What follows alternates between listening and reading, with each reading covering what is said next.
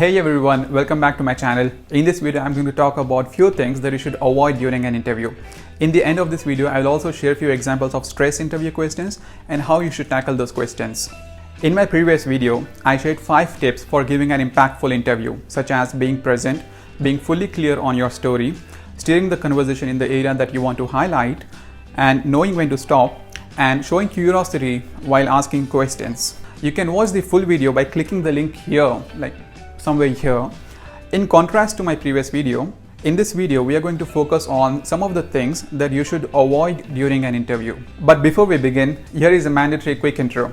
So I make videos sharing tips, advice and strategies on MBA coaching and career development based on my own experience of studying MBA at Oxford and working as a strategy professional. If you like my videos, please subscribe to my channel and participate in the conversation by leaving a comment below and following me on Instagram. If you want to get in touch, find the contact links in the description below. Interview is not meant for casual conversation. Interviewer has a certain goal in mind to find the right candidate based on a certain evaluation criteria. Similarly, the candidate walks into an interview with a goal in mind to make a case for why they should be selected. There should be an overlap between what the interviewer is looking for and what the candidate can present to make his or her case. The larger the overlap between these two areas, the greater the chances of interview success. Therefore, interviews should be treated as a purposeful discussion rather than a free-flowing conversation, and accordingly, you should be prepared to make the most of it. Here are the few things that you should avoid during an interview. Number 1, excessive talk. This point cannot be further emphasized. You have to keep your answers short and concise. So avoid going all over the place.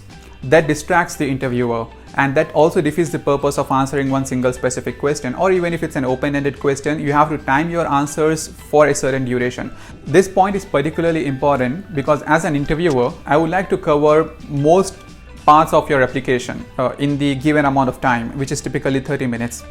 But if you spend, as a candidate, if you spend more than 5 minutes or 10 minutes answering one single question, then it just takes away a lot of time. Now, second point that you should avoid during an interview is going on a tangential discussion. This might seem related to the first point of avoiding excessive talk, but this is slightly different. In an interview, if you are asked a question about, give an example of working in a team, and when you are responding to this question, you spend a lot of time not on the dynamics that you have built in a team or the relationships that you have built and how nicely you work with teams and other stakeholders, but you spend a lot more time on the project or the program or the process and the complexity around it, which defeats the purpose of that question. So the question is specifically asking you to highlight your style of working in a team, but then you are spending too much time explaining the technology of that project or the artificial intelligence or the machine learning and the code and whatnot that you have done being part of that team in a project. That's a tangential discussion. The interviewer might not even be interested to find out how technologically complex the project was, but the interviewer was more interested to find how you have worked with the team or how you have collaborated with different stakeholders. So that's going on a tangential discussion.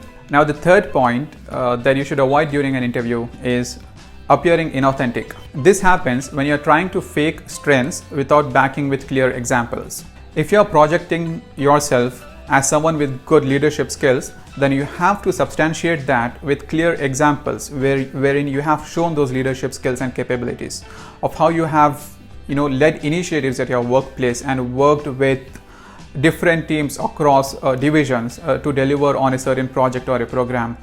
As long as you can defend whatever you are claiming in your application, I think it is fine. But then if you are claiming something, whether it's a strength or a personality trait, without having a clear example that substantiate for that, then I think that really appears inauthentic in an interview. Now, the fourth point that you should avoid during an interview is being arrogant, rude, and negative. So some of the examples of these kind of behaviors is as follows. I'm still talking. Let me complete first. I am the best person you can find for this job. I have all the strengths but no weaknesses. Cutting the interviewer in the middle of question. Yeah, I got it. I know what you mean. I don't trust the selection process. The system is biased against me. These are some of the examples of behavior traits that raise a red flag in an interview. So you should try and avoid these kind of examples. The last point that you should avoid during an interview is getting emotional. This usually happens if the interview takes towards a stressful turn and you're posed with challenging questions, or if your claims are being challenged. You have to keep in mind that you should not take anything personal and you should face these questions in a composed and calm manner. Some of the examples of stressful questions in an interview are as follows. Question 1. We have many applicants with comparable profile, if not better. Why should we select you?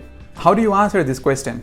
If you want to give a try, just pause this video and think about how you would answer this question. I would answer this question in this way. I am not saying that my skills and capabilities make me stand out. It's about my unique experiences and perspective that differentiates me from the rest.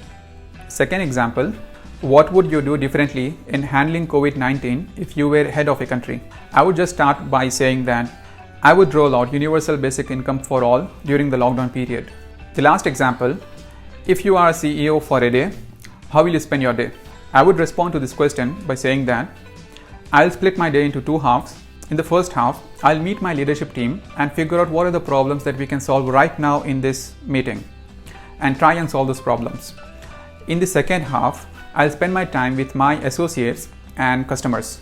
Thanks for watching this video. If you like this video, please share with your friends, hit the subscribe button, and if you have any inputs or thoughts, or if you want to share your experiences, then please leave it in the comments below.